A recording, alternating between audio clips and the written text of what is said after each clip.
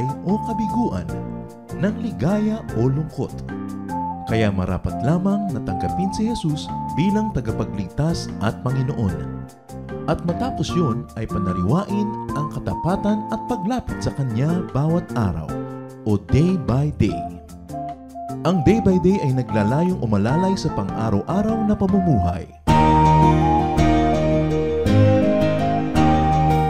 Narito po si Kuya Ed Lapis sa mensaheng pinamagatang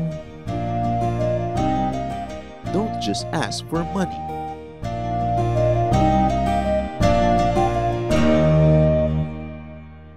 We shall be reading Acts chapter 3, 1 to 8. One day, Peter and John were going up to the temple at the time of prayer, at 3 in the afternoon. Now a man who was lame from birth was being carried to the temple gate called Beautiful, where he was put every day to beg from those going into the temple courts. When he saw Peter and John about to enter, he asked them for money. Peter looked straight at him, as did John. Then Peter said, "Look at us." So the man gave them his attention, expecting to get something from them. Then Peter said, "Silver and gold I do not have, but what I do have, I give you. In the name of Jesus Christ of Nazareth, walk." Taking him by the right hand, he helped him up, and instantly the man's feet and ankles became strong. He jumped to his feet and began to walk. Then he left with them into the temple courts, walking and jumping and praising God. Ang pamagat ng pag-aaral natin ngayon, don't just ask for money. Dear God, we thank you for today. We thank you for another day of life. We thank you for gathering us together so we might receive your blessings, we can praise you and give you our offerings. Lord, speak to your people. Kayo po ang maging tagapangaral. Nawa ay bigyan nyo kami ng karunungan maunawaan ng inyong mga salita at ito ma-i-apply sa buhay namin. Lead us unto greater knowledge of you. Set us free. Empower us. In the name of Jesus, your Son, we pray with thanksgiving. Amen. Don't just ask for money. Yun ang nakita natin sa kasaysayan. Si Pedro, nung binuksan ng kasaysayan na ito, ay nagiging malalim na sa kanyang pananalig at nakikilala siya bilang isang tagapanguna ng kapatiran sa Jerusalem. At nung siya ay pumunta sa templo, meron dong isang namamalimos na lumpo mula pagkabata, at humihingi sa kanila ng barya, silver or gold, ng limos. At sabi ni Pedro, "Tumingin ka sa amin, mukha ba kaming may pera?" Sabi ni Pedro, "Kung ano ang meron kami, yun ang ibibigay ko sa iyo. Sa ngalan ni Jesus na taga Nazareth, tumayo ka." At hinawakan niya, inalalayan para tumayo, at agad-agad gumaling ang sakit ng taong ito mula pagkabata. Lumakas ang kanyang mga bukong-bukong, ang kanyang binti, at tumayo siya. At patalon-talon, pasayaw-sayaw na sumunod kila Pedro papasok sa templo, pinupuri ang Diyos. Isa-isahin natin at hanapan natin ang mga aral na ikabubuti ng ating espiritu. Acts 3, 1 to 2. One day, Peter and John were going up to the temple at the time of prayer at 3 in the afternoon. Now a man who was lame from birth was being carried to the temple gate called Beautiful, where he was put every day to beg from those going into the temple courts. Napagpala ang lalaking ito dahil nasa tamang lugar siya sa tamang oras. Immediately, a lesson that we can learn is to be in the path of blessings. Lumagay ka, pumwesto ka sa isang katayuan na pwede kang i-bless ng Diyos. Agad naman malalaman natin kung yung pwesto natin, yung posisyon, kalagayan natin, blessable o hindi. Doon tayo lalagay sa pwede kang ma-bless. Yung mga namamalimos nung araw sa Israel at sa ibang bansa man, inilalagay sila sa mga pintuan, sa mga hagdanan patungo sa mga templo. Hindi lang para mamalimos sila ng pera. Inaasahan ng mga sinaunang tao na isang araw ay biglang daraan upang sumamba doon sa templo ang isang tao ng Diyos. isang pinagpalang espesyal na tao na inaasahan nila na ang limos na maibibigay nito ay hatol, prescription, kung paano gagaling ang kanilang mga sakit, o kaya ay mapaghimalaan sila. Iba't iba ang hinihingi at nililimos ng mga tao na nagpupunta sa ganitong mga bahay dalanginan. Specifically, this man that we're talking about has always been there for money. So ang iniisip lang niya, lumpo ako, mula pa pagkabata, lumpo na ako, wala nang pag-asa itong aking kondisyon, kaya makokontento na lang akong mamalimos. Nakondisyon na siya, natanggapin na gano'n na lang ang kanyang kalagayan, pagamat lagi siyang nasa pintuan ng templo pa naman na sa paniniwala nila ay tinatahanan ng Espiritu ng Diyos, kung gayon ay maaaring marami ka pang makuha dito, hindi lang limos. Pero hindi na mataas ang expectation ng taong ito para sa kanyang buhay. Tinanggap na niya ang kanyang kalagayan, kaya nakontento ng mamalimos na lamang. But, at the very least, the man was in the path of blessings. At least doon siya lumagay sa pintuan ng templo, hindi sa pintuan ng sugalan, hindi sa pintuan ng prostitution house, hindi sa pintuan ng palengke, kundi sa pintuan ng templo. By the choice of position alone, you increase the possibility of you being blessed. At maraming kahulugan yan na particular sa ating buhay kung i-apply natin yung spiritual truth nung halimbawa na yan. Be planted by streams of water. Para malapit ka sa dilig, malapit ka sa nutrients. Acts 3:3. When he saw Peter and John about to enter, he asked them for money. So, meron na naman pangalawang tamang ginawa ang tao. He asked. So, in our life, we ask. You ask. Asking is the weak person's only currency. Wala namang lakas ang sobrang maralita, lalo pang at may sakit ka, may kapansanan, hindi mo kaya maghanap buhay. Talagang awa na lang ng kapwa ang idudugtong ng buhay mo araw-araw. So, dapat marunong kang humingi. Merong marunong humingi at merong hindi marunong na pag humingi, nakakainis. Hindi mo mabibigyan o bibigyan mo konti lang kasi hindi marunong humingi. But be artful in asking. Do not be shy. Do not be paralyzed or hindered by shyness. Ang Diyos maraming inilaang pagpapala para sa bawat isa sa kanyang mga anak na nahihingi lang talaga. Kailangan lang marunong kang makiramdam kung alin ang hihingin, kailan hihingin, at paano hihingin ito. Matthew 7:7-8, Jesus says, "Ask and it will be given to you. Seek and you will find. Knock and the door will be opened to you. For everyone who asks, receives. And the one who seeks finds, and to the one who knocks, the door will be open." Isa sa mga hindi magandang maituro at maipamana ng mga magulang sa mga anak ay yung sobrang maging mahiyain.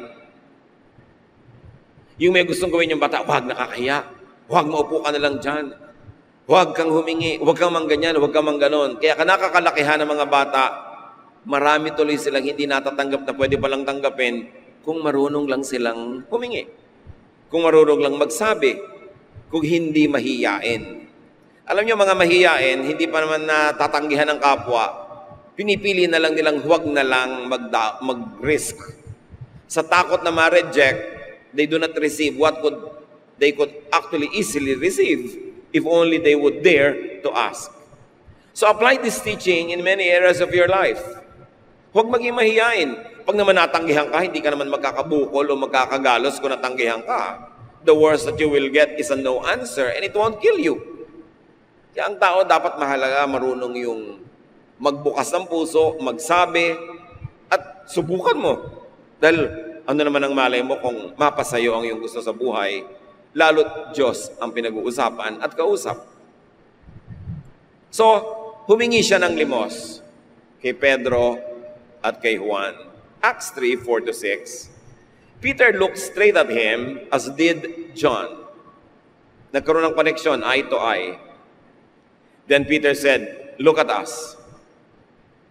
So the man gave them attention, expecting to get something from them. Then Peter said, "Silver and gold I do not have, but what I do have, I give you. In the name of Jesus Christ of Nazareth, walk." Napakahalaga na titingnan mo yung hinihingan mo. Hindi lang physically titingnan, suriin mo bago ka manghingi. Observe your potential giver or donor or benefactor. Studiously consider, what does he or she have? Ano bang meron? What can he or she give you? What would she give and want and rather give to you? Hindi ka lang hingi ng hingi. Bagay ba sa hinihingan ko yung hihingin ko? Kaya sabi ni Peter, "Look at us." Sa tingin mo ba may pera kami? Tumingin ka sa amin dahil meron kaming ibang pwedeng ibigay sa iyo. Yung hinihingi mo, hindi ko pwedeng ibigay kasi wala ako niyan. Yung meron ako, yun ang ibibigay ko sa iyo. At alam mo kung anong meron ako? Meron akong Kristo. Meron akong tagapagligtas. Meron akong mapaghimalang Panginoon. At sa ngalan niya, tumayo ka. Ang hinihingi niya, konting barya, pangdugtong sa kanyang kakainin o inumin o panggasto sa araw na yon, pero ang willing na ibigay sa kanya ni Peter at sa pangalan ng Panginoon ay pwedeng ibigay isang lifetime of physical independence.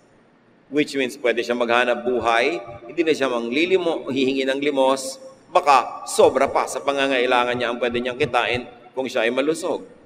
Sabi niya, yung hinihingi mo, hindi ko maibibigay. Pero kung anong meron ako, yun ang ibibigay ko sa iyo. Sa ngalan ng Panginoong Jesus, tumayo ka dyan. Hindi mo kailangang laging nakalugmok dyan. Sobrang mo nang nakasanayan. Hindi mo na gustong ibahin. Hindi mo hinihiling na ipagdasal ka. Hindi mo hinihiling na pagalingin ka. Ang hinihiling mo na lang, tulong.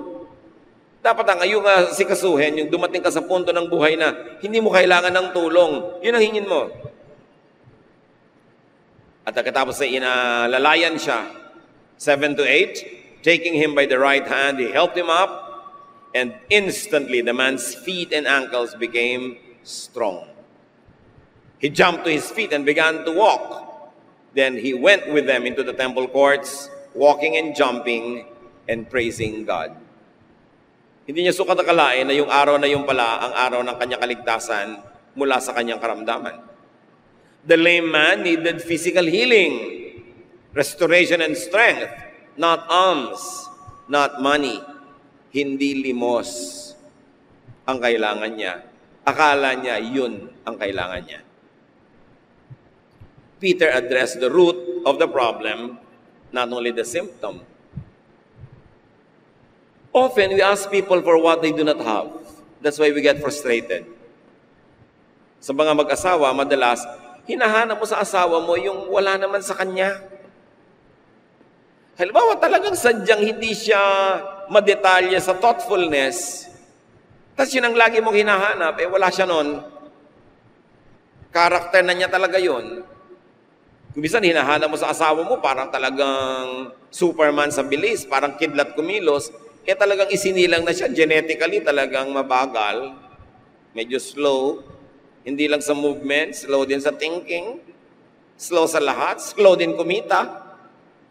Hahanapin mo pilit sa kanya, mapufrustrate ka lang sa buong buhay mo.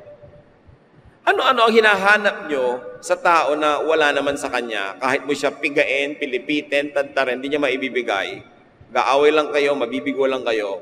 Sabi ni Peter, "Look at us." Anong hinihingi mo sa amin? Meron ba kami nun?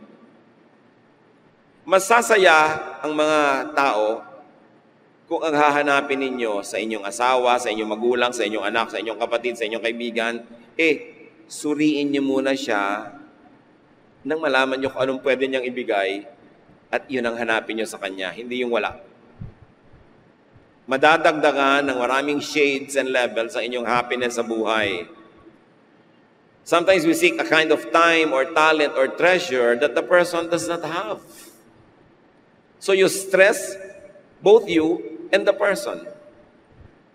Often we ask people for what is not in their power to give. Yung wala, hindi nila talaga kaya. Katulad ng romantic love, hindi yan napipilit. Hindi mo talaga pwedeng pilitin ng isang taong mahalin ka kung di ka mahal. Hindi yun naiimbento, hindi yun nakokondisyon, hindi yun nahihingi. Kusang umuusbong at tumutubo. Minsan din nga, hindi mo naman napipili kung sino yung mamahalin mo kung bakit mahal mo. So dapat natatanggap natin yung ganung mga katotohanan. Often we ask people for what is not their best endowment or asset or reserve. Sa kahihingi mo sa kanya ng ganito, ang lumalabas lang tuloy sa kanya, second or third class talent or delivery, kasi ang hindi mo hinihingi sa kanya kung ano sa magaling.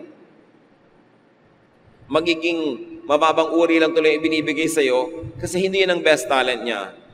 And often we ask people what is less than they could give also. Kung tama lang pala ang hihingin mo, maraming maibibigay sa iyo, hindi yung konting-konti dahil ang hinihingi mo, hindi niya talaga kayang ibigay. And very often we ask people for what is not our real need. Tulad ng pulubing ito, hindi naman limos ang tunay niyang kailangan Ang kailangan niya talaga, independence, restoration, and strength.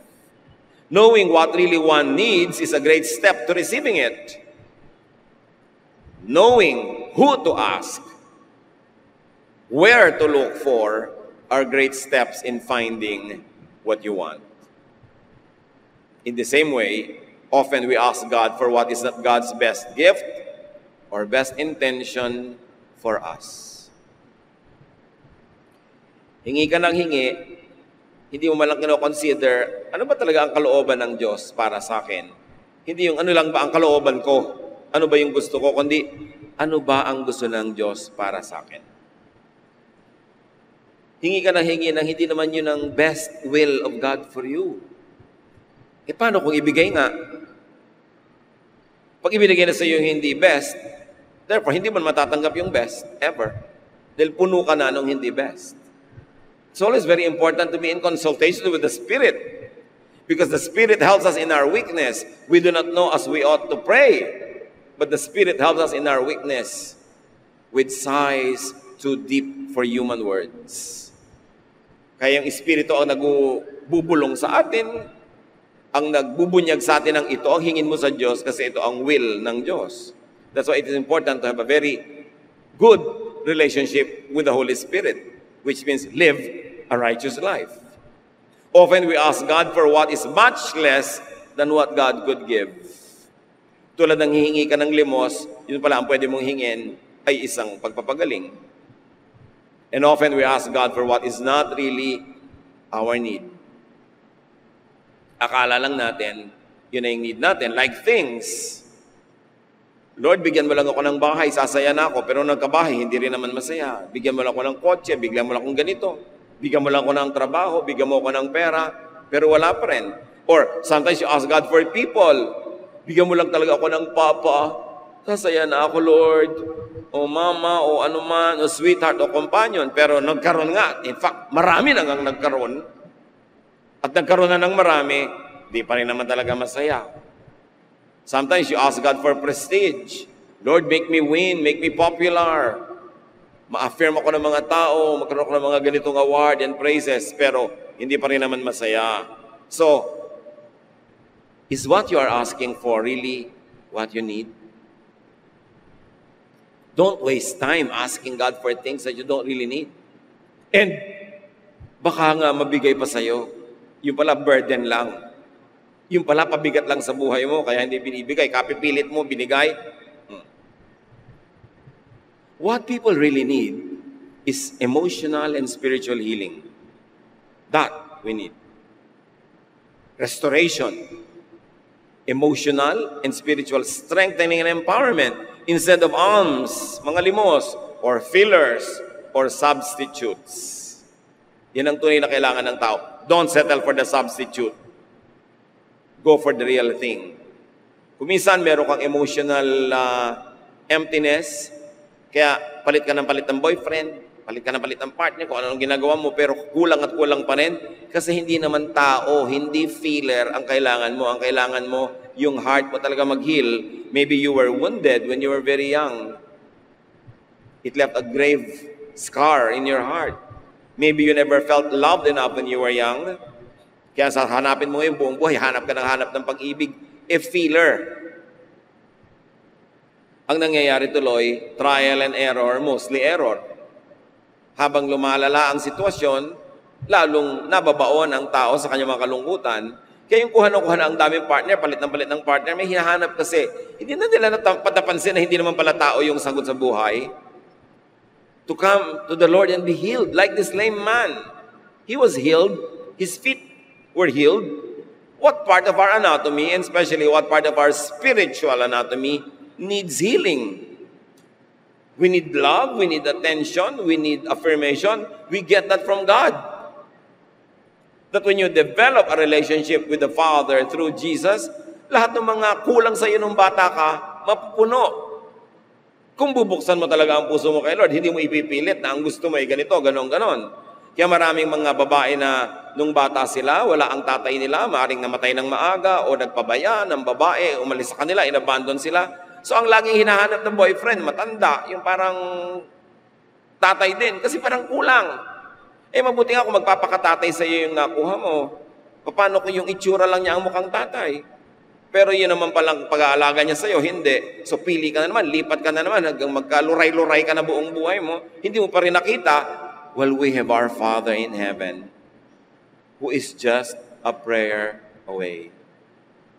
Na ang dapat nating ma-develop pala is a kind of relationship to God that will fill the void created by neglect of people. Hindi hahanap ka ng people to replace the void caused by people. Magiging mostly error sa ating trial and error. When people come to us, when people make mistakes, when people are broken, they need emotional and spiritual healing, not long sermons, not judgment, not even discipline or correction at the moment that they are in pain. What they need is care, love, acceptance. Dapat na-identify natin, ano ba talaga ang kailangan ko? Ano ba talaga ang kailangan mo? Ano ba talaga ang kailangan ng ating kapatid, ng kapwa, para yun ang maibigay at nang matigil ang pamamalimos. Madaling makita itong lalaki na namamalimos, pero ang daming tao namamalimos, and usually namamalimos ng love, ng romantic love, ng pag-ibig. At kung hindi makita si Mr. Right na inip na, pwede na si Mr. Right now. Kahit sino na lang, magkaroon lang, dahil malapit na ang Valentine's Day. May deadline. So kahit sino na lang, ilagay na lang dyan para meron. Mas miserable yung meron dyan na mali, mas mabuti pang wala na walang mali. Wala kang alagain, wala kang daladala, wala kang ina-adjustan. Pero ang tao, di ba, ang daming nagkakaganyan-ganyan. Kawawa naman ang mga tao. Kaya si Lord napaiyak nung nakita niya yung city of Jerusalem. Ang mga tao, hanap ng mga bagay na pinagpapaguran nila, pero pag nakita na nila, hindi naman pala yun ang kailangan. Yun naman ay kung makikita at all in this short life. Sayang ang oras. What people really need in life is deliverance and freedom from addictions, from artificial needs, instead of just another temporary fix. Drug addict ka, anong kailangan mo? Drugs na naman o rehab? Pwede kang bigyan ng drugs, mabilis yun. Isaksak mo sa baga mo, lulunin mo, kainin mo, amuyin mo, ilagay mo sa veins mo. Pero bukas, kailangan mo na naman uli yan. Ang talagang kailangan mo ay gumaling mula dyan. So ganun din yun, naghahanap lagi ng boyfriend, ng sweetheart, naghahanap ng pera, naghahanap ng kotse, ng gadget, puro gadget, to fill voids, to fill emptinesses, to fill needs. But when you get it, you want another one. Kaya may bagong uso na naman na cellphone ngayon, bibili ka na naman. Next month, meron na naman, bili ka ng bili, hindi ka na naging happy kahit kailan. Hindi naman talaga yun ang kailangan mo eh. Dapat tayong makahalata.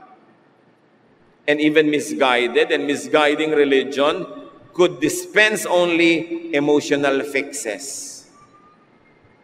Aatin ka ng isang religious activity, wala kayong gagawin, kundi mag-iyakan na mag-iyakan. Siyempre, lumuwag ang dibdib mo dahil yung lacrimal glands mo, nakolekta lahat yung toxins sa yung blood system na ilabas through the tears. Pero bukas, meron ka na namang stress, may problema ka na naman. So, iyakan na naman, iyakan, kutakot-takot na, hallelujah, hallelujah, hallelujah. Natadaan ba sa ganun yun? Although, it's okay to be emotionally involved in worship, to be emotionally connected to God. Pero kung puro emotion na lang, walang turo, walang malilinis at malilino na doktrina na magpapalaya sa iyo mula sa iyong mga addictions, even religion becomes another addiction. Kaya sabi ni Karl Marx, religion is the opium of the masses. Pambangag, pampamanhid, para hindi maramdaman ng kirot ng totoong buhay, in denial na lang lagi. But Peter went to the root of the problem. Did not give alms, did not give money. He said, let's solve your problem. Your problem actually is, you should be able to walk so that you don't have to beg. I can give you money. Si Lord nga, nung nagpabayad ng tax, nagpaluwa sa isda ng pera, may nakuha silang pera, pwedeng ibigay, pero yung ba talagang kailangan? Di bukas, kailangan na naman. It's important to get to the root of the problem. What people really need is self-worth, self-affirmation, and self-sufficiency with God's help instead of approval of others. Kailangan ng tao may self-sufficiency. Hindi yung naghahanap ka ng love. Sasabihin mo, I'm looking for the man who will make me complete. Walang ganon. Nangisay ka na lang, nangayayat ka na, naging butot balat ka kakahanap. Nobody can make you complete except God. At sobrang i-stressin mo yung tao na ang task mo sa kanya, darling, make me complete. Nakakapagod ka naman na maging partner. Di ba? Lagi ka kukumplitin. Ano ka, vacuum cleaner? Kailangan lagi pakainin ng kung ano para mapuno. Walang ganon. Hindi mo kailangan lagi ng tao para ka masaya. Kailangan marunong ka rin masaya kahit walang tao. Ngayon, kung may tao, masaya ka rin. Kung wala, hindi ka hahabol-habol ng tao. Kahit nabilin mo na siya, makasama mo lang. Dapat marunong kang, nag-iisa ako ngayon, di nag-iisa. Hindi naman ako talaga nag-iisa dahil nandiyan naman ang Diyos. At marami namang ibang taong pwede rin akong makasama. But you must be comfortable with yourself, with being alone, that you don't always need props para ka maitayo. Hindi mo kailangan lagi ng tukod para ka lang manatiling nakatayo. Kasi may Diyos. Hindi parang nawala ang isang tao, mamamatay ka na. Pero pong, Tito, para pong mamamatay ako pag nawala yung boyfriend ko. Ilang taong ka na ngayon, Iha? 24. Kailan mo siya na-meet? Nung 23 and a half po. 6 na buwan pa lang, adik ka na. Nabuhay ka ng 23 and a half years nang wala yan. Ngayon, nung dumating sa'yo sandali, pag nawala, mamamatay ka na. Nahihibang ka. Hindi mo alam ang sinasabi mo at hindi mo tinatanggap ang sarili mo. Nagkakahalaga ka lang pag may kasama ka. Gumaganda ka lang pag nakabit-bit ka ng papa mo. Kung walang bibit-bit sa'yo, ano ka, pichel? Kailangan ka na lang laging bit-bitin. Kailangan marunong ka tumayo. Hindi ka parang baging na kailangan laging may puluputan. And that is what Jesus teaches us. That you should go into your inner self, find God there, find yourself there, and be happy whether or not there are other people outside of yourself. Nice if there are people. Don't be anti-people. But be comfortable with yourself. Hindi mo kailangan lagi ang approval ng iba para mo aproban ng sarili mo. Kasi pagka nagpa-approve ka sa advertising agencies, models lang nila ang approved. And even their models are photoshopped. Pagka sinukat mo ang sarili mo sa pamantayan ng kung sino-sino, lagi mong i-reject ang iyong sarili. Nakakalangoy ka lang ng 3 pabalik-balik, pagod ka na, i-compare mo sa Olympian yung sarili mo, you will feel inadequate. Isinilang ka na ganyan yung height, tapos may inggit ka sa height ng mga supermodels. Anong gagawin mo sa sarili mo? Papa-opera mo, papaputol mo dito, tatapyas ka dito, lagay ka doon, babad ka dito sa chemical. Ang ending, mukha ka pa rin pipinong hindi hinog. Kulang pa rin, nagkagastos ka pa. That's why even the church should teach people to be comfortable with themselves and to be happy with themselves. But misguided and even misguiding religion could reinforce, even worsen, a person's dependent on outward approval of others. Pag lagi mong dinajudge ang tao sa itsura niya, sa suot niya, matututo na naman siyang i-reject ang sarili niya eh. Na may ginagawa na siya para lang ma-approvean mo.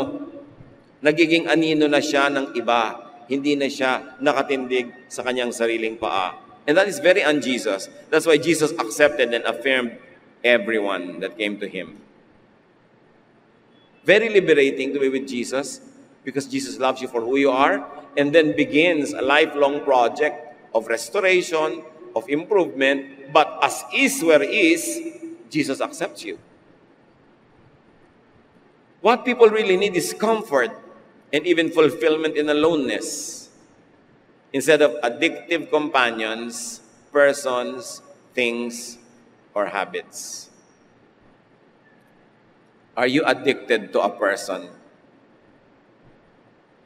That becomes an idol in your life. Like people, love them even, but don't be addicted to people. Na para ka ng talabang nakakapit sa bato, pag wala yung bato, malalaglag ka na. Hindi ganun ang pag-ibig sa kapwa-tao. That's idolatrous already. Are you addicted to anything? To habits? Everything that you're addicted to will become your master. Mas konti yan, mas wala yan, mas malaya ka sa buhay. What people really need is freedom from fear instead of props of artificial security. Mas malaya yung taong walang takot kaysa nilalagyan ng katawan ng kung ano-ano mga palamuti para lang magpalayas ang espiritu, para magswertehin, para kung ano-ano. Dahil hindi ka malaya nun. Dapat wala kang takot. Ang laya mo, hindi mo kailangan ng kung ano-anong proteksyon. Hindi natin sinabing maging careless ka na at maging reckless in terms of security, but the more you fear and the more you get dependent on props to solve your fear, the less free you will be. What gold or silver do people seek when they should seek healing instead? Ano ba, pray ka ng pray, Lord, bigyan niyo po ako ng lover ngayon na. O kaya sa ipag-pray mo na, Lord, turuan mo po ako maging self-reliant na kung merong lover, meron. Kung wala, wala. What are you praying for? God might give you what you are praying for and it might not be the best for you.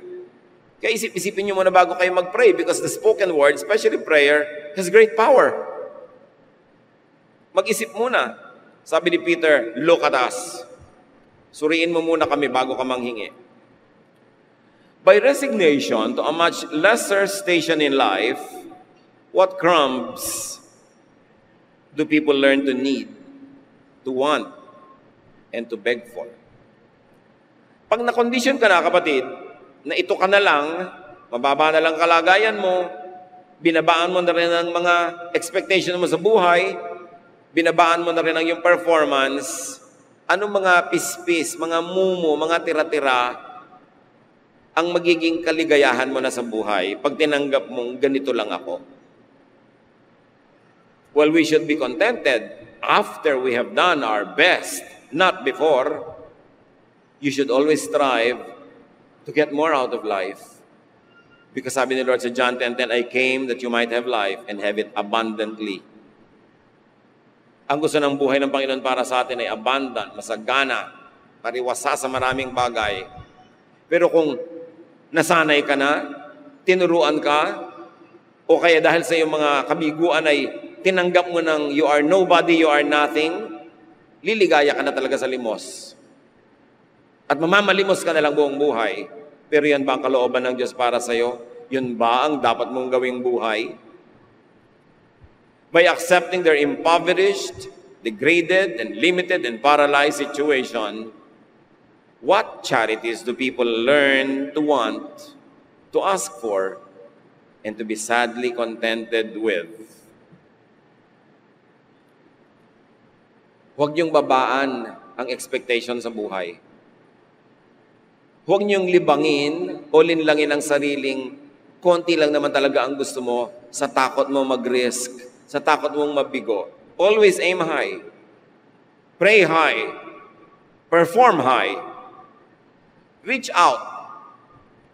Dahil yun ang kalooban ng Panginoon sa atin, to reach our fullest potentials as His crowning glory of creation. We were created in God's image. We were created to do wonderful things. We were created wonderfully and fearfully. Don't settle for crumbs. Settle for crumbs only when you have done your best already, when you have really done already what you could do, when you have exerted all the effort that you could. Tas ito pa lang yung result, then learn to be contented with that. But don't accept it as your permanent station in life. Huwag mamalimos. Katulad ng iba, natuto na, mamalimos na lang talaga ng pag-ibig. Bakit lagi yun ang mention ko? Dahil ang dami-dami kong mga pamangkin sa Facebook na puro yan ang problema. Ang gagandang babae, may mga pinag-aralan, may mga karir, tapos namamalimos ng pag-ibig kung kani-kaninong sanggano. Wala nang respeto sa sarili. Matapunan na lang ng konting pansin, payag na kahit alilain, kahit perahan, kahit na bugbugin, namamalimos ng pag-ibig. Nakakalimutan kasi kung sino sila eh. Alam niyo kung kayo namamalimos ng anuman kahit kaninong tao, ang alalahanin niyo lang sino kayo. Kayo anak ng Diyos, nilikha ng Diyos for great things, for great deeds. You must never allow another human being to degrade you to the point that you accept already crumbs in life. And you betray the God who has high intentions for you and has gifted you with so much. Dapat level up. Kaya itong pulubi na ito, may matututunan tayo. Sabi ni Pedro, huwag kang mamalimos. Ang gagawin natin, papagalingin ka, at sa halip na ikaw hingi ng hingi, makakarating ka pa sa point na baka ikaw pa magbibigay. So yung tama ang gawin natin, yung tama ang hingin mo sa buhay. Look at God. Seek healing, not just daily medicines. Whatever that means in your life. Seek empowerment, not just charities. Yung panghihingi, pamamalimos, pagsandal sa kapwa, dapat sandali lang at paminsan-minsan lang.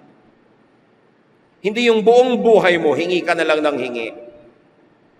Hanggang pagsawaan ka na, hanggang pagtaguan ka na, hanggang binabastos-bastos ka na. Payag ka na, makahingi lang. Dapat hindi ka dumadating sa ganung level. Meron kang self-respect.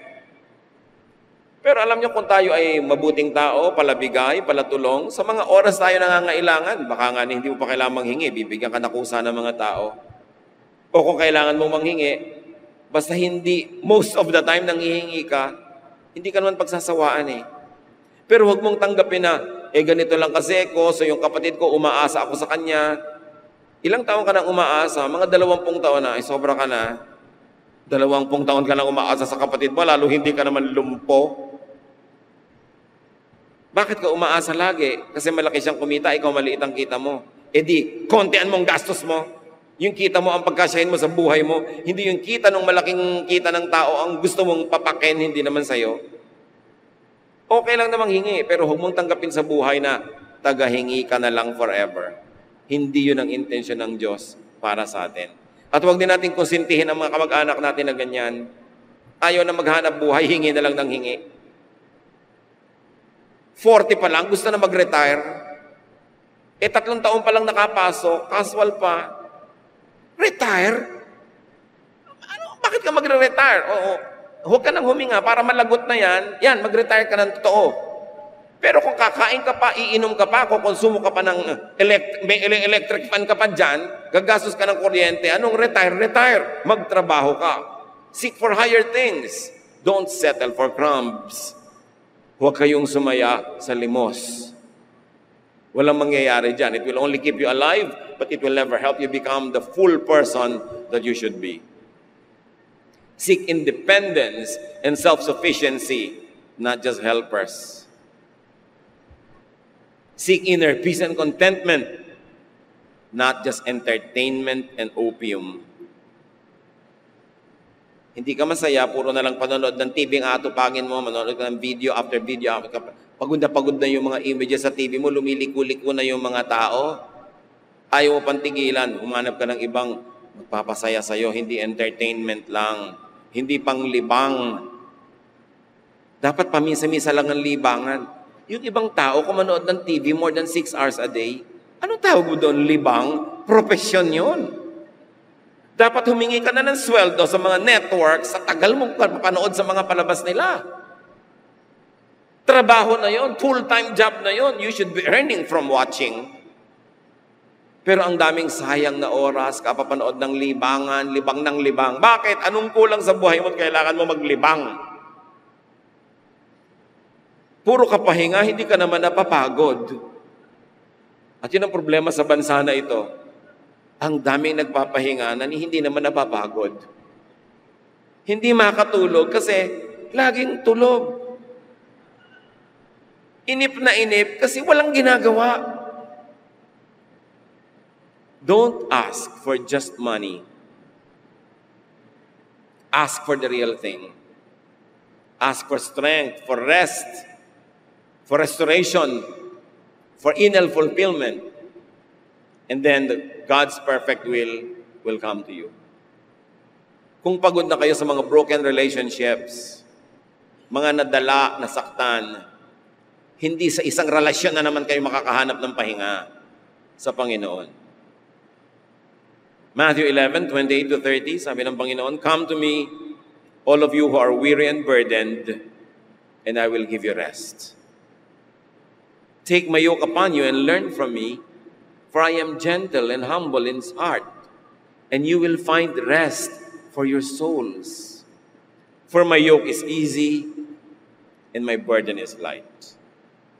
This is the habit that we must develop. When we are tired, when we are stressed, pag bigo, pag nasasaktan, sa Panginoon lumalapit. Hindi naghahanap ng kasama lagi, na kuminsan siya pang nagpapahamak sa'yo. Hindi lagi gumahanap ng panlibang. Minsan dapat mong langgasin, buksan, kaskasin ang iyong mga sugat, tanggalin ang mga langib-langib, paduguin para luminis, para gumaling. Hindi laging tinatapik-tapik, tinatakpan-takpan ng band-aid, kasi nananain lang ang mga sugat na yan. Kailangan humarap ka sa Panginoon because He gives rest. Solve the problem at the root. John 4:13-14. Jesus answered, "Everyone who drinks this water will be thirsty again," meaning the water of the world. "But whoever drinks the water I give them will never thirst. Indeed, the water I give them will become in them a spring of water welling up to eternal life." Sinabi niya ito sa babae na araw-araw napapagod umigib ng tubig, ang ending, uhaw pa rin naman. Sabi niya, alam mo, may tubig ako may ibibigay, the living water. Pag tinanggap mo ito, hindi ka na mauuhaw ulit. Hindi ka na maghahanap ng palipat-lipat ka ng kasama sa buhay, tulad ng babae doon sa Samaria. Mahahanap mo talaga yung kailangan ng puso mo. At yun ay ang Espiritu ng Diyos, ang pagpapala ng Diyos through Jesus. It doesn't make all other things and other people around us irrelevant or meaningless, but they are put in the correct places. Dapat unahin ang Diyos. In everything you do, put God first, and He will guide you and crown your efforts with success. When you are wounded, when you are hurt, when you are confused, go to God first instead of to other people. God is only a prayer away, and God loves His people. Kailangan nating makita, huwag tayong mag-settle for crumbs. We are destined for greater things in life because we are fearfully and wonderfully made. Aming Diyos, patuloy niyo po kaming turuan na kilalanin ang halaga ng buhay. Makita namin kung ano ang mahalaga sa buhay. Huwag kami mabulag na mamalimos na lang, kundi ang hanapin namin kagalingan, restoration, strength, self-sufficiency with your help. At nang sa ganon, hindi kami palaasa. Aasa sa bagay, sa tao, sa mga sitwasyon na ang tunay na fulfillment magaganap sa aming buhay. Pagbulay-bulayan natin mga kapatid ang kahulugan nito sa ating mga buhay. We are like this beggar in many ways, all of us. Don't just seek silver and gold. Don't just ask for money. Ask for what God likes to give you. Healing, restoration, independence, productivity, fruitfulness, and fulfillment. Dear Lord, as your people ponder the meaning of this story, continue to touch us and help us connect this story to our lives.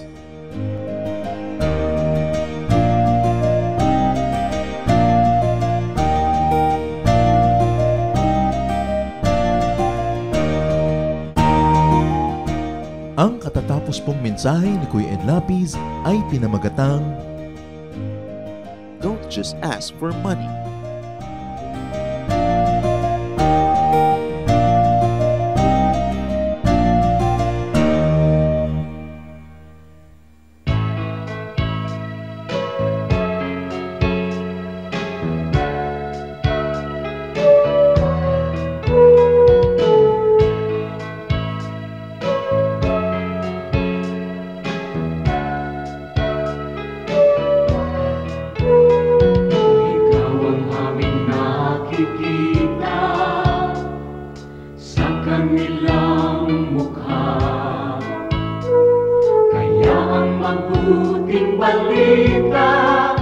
Binabahagi sa mga dukha, ngunit paano nilang masisilayan ang habag at pag-ibig mo kung hindi mapatutunayan sa aming matotoo? Kaya kung paano mo kami kinalingan, paano mo kami minahal, sa aming buhay nawa ay magbunga ng pagtitiyaga at pagpapagal sa aming kilos, salita at damdamin. Maranasan nilang totoo ang kabutihang natutunan natin na nagmumula sa'yo.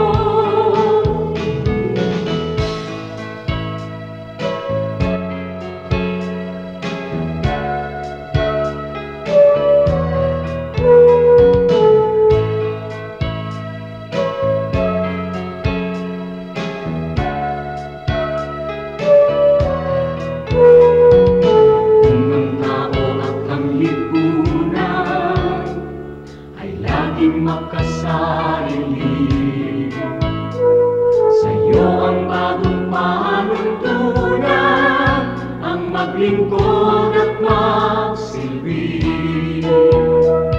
Ang aming pananampalataya patuloy mong palaruin, at sa iyong dakilang biyaya di ka namin bibigutin. Kaya kung paano mo kami kinalingan, kung paano mo kami minahal, sa aming buhay nawa ay magbunga ng pagtitiyaga at pagpapagal sa aming kilos, salita at damdamin. Maranasan nilang totoo ang kabutihang natutunan namin na nagmumula sa'yo. Ang kabutihang natutunan namin na nagmumula sa'yo.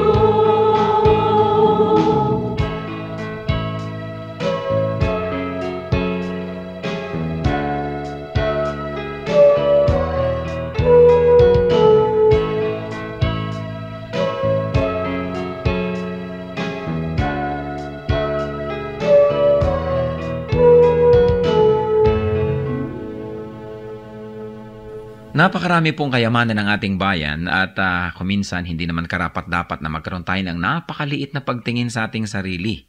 Nangyayari lang yon kung hindi natin kilala ang ating nakaraan, hindi natin kilala ang mga kayamanan ng ating bayan na nagpapaganda sa atin pong lahi.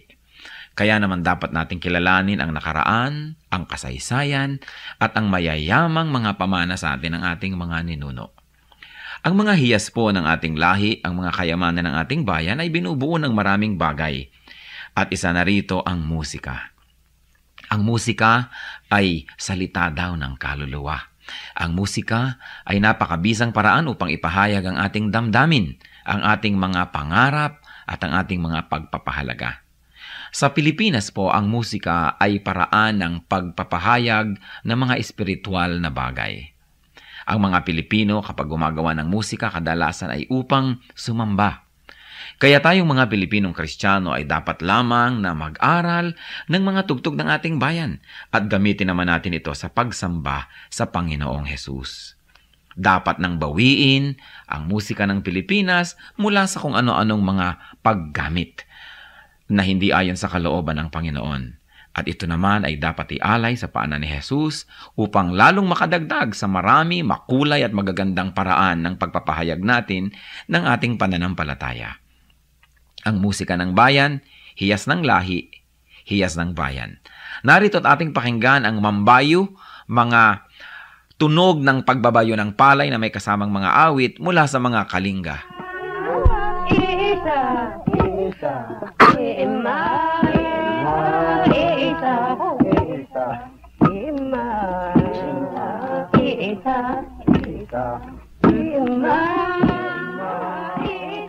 Ang mambabayo ay isang karaniwang gawain ng mga kalinga at ito ay pagbabayo ng palay.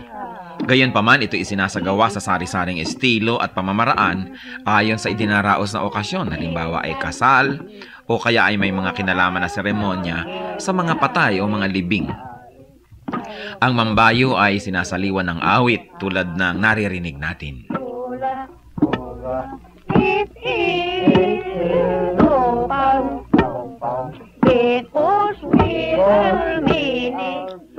Ang sinasaliwan ng awit na pagbabayo ng palay ay ginagampanan ng 8 kababaihan at sinasagot naman ng mga kalalakihan.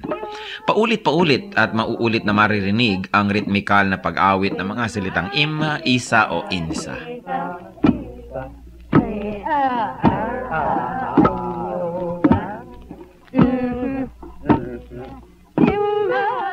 Kasabay nito ang kanilang pagbabayo. Anong ibig sabihin ng ganitong uri ng pagbabayo? Pagbabayo ng palay na hindi lamang ang dahilan o ang gustong mangyari ay makapagbayo ng palay, ito rin ay isang bigkis panlipunan. Sa pagbabayo, makikita ang tulungan, pakiramdaman, pagsasaya. At makikita natin ang pagiging dakilang mga musikero ng mga Pilipino na maging sa pagbabayo ng palay, gumagamit sila ng musika, hindi lang upang sila ay malibang at pagaanin ang trabaho, kundi patuloy na ipahayag ang kanilang nadarama. Sa mga Katagalugan at sa mga nasa kapatagan ng Luzon, uso rin ang bayuhan, lalo ang pipigan. At kadalasan, yung halo na ipinangbabayo ng pinipig, inuukit pa ang loob nun at nilalagyan ng parang bolang kahoy sa loob na habang nagbabayo, kakalog-kalog naman ang bolang ito at gumagawa na naman ng isang ritmo.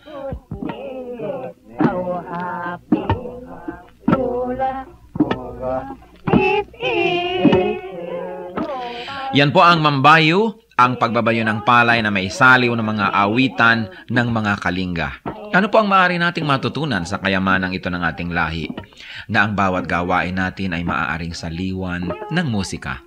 Lalong-lalo naman ang pagsamba natin sa Panginoon, ang ating mga paglilingkod, na sa paglalagay natin at paglalapat ng musika, hindi lang gumagaan ang ating trabaho, kundi na ipapahayag din natin ang ating damdamin. Musika ng bayan, kayamanan ng ating lahi, hiyas na dapat makilala at ingatan.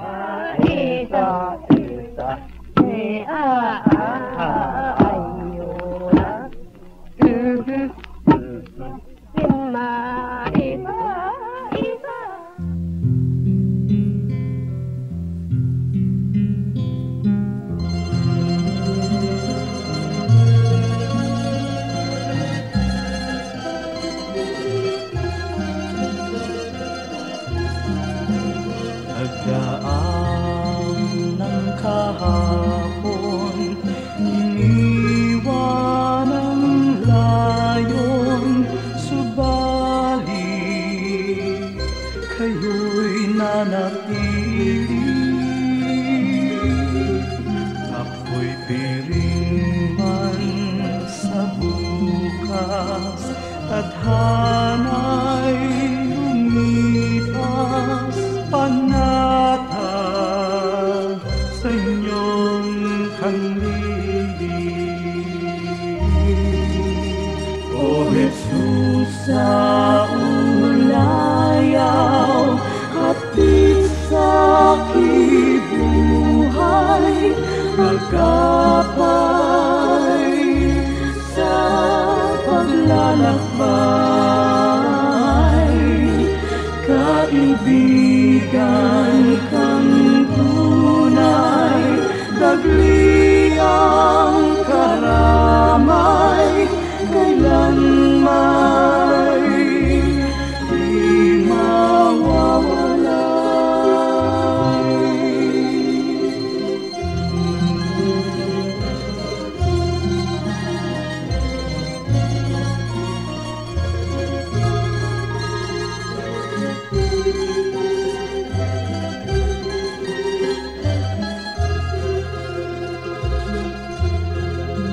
sa tamis ng iyong hiya, masakit at hirap, sadyanang hindi mananaig.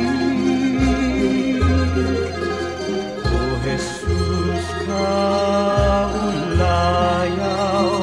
gawin pang malinaw sa akin ang iyong pag-ibig.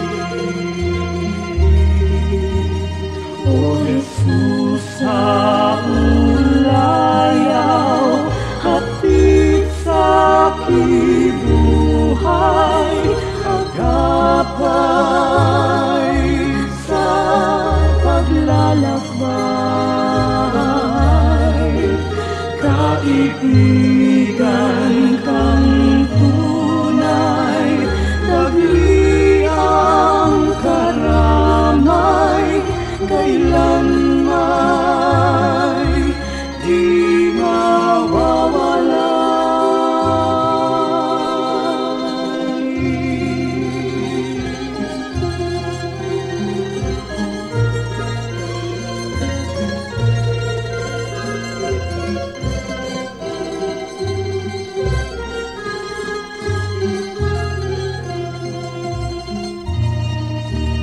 O Jesus, sa ulayaw, hatid sa kibuhay, sa tuwina'y lunas ka sa aking lumbay, sa pag-ibig niyong alay, nasakdal dalisay ang puso ko'y humihimlay. O Jesus, sa ulayaw, hatid sa kibuhay, agapay sa paglalakbay. Kaibigan kang tunay, dagli ang karamay, kailanman di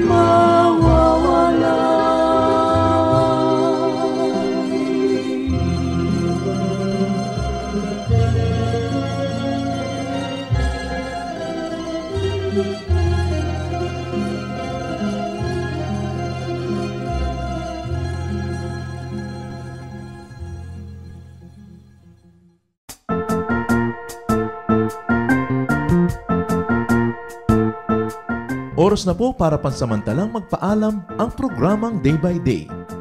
Tayo po'y magsama-sama tuwing ika-6 hanggang ika-7 ng umaga, araw-araw.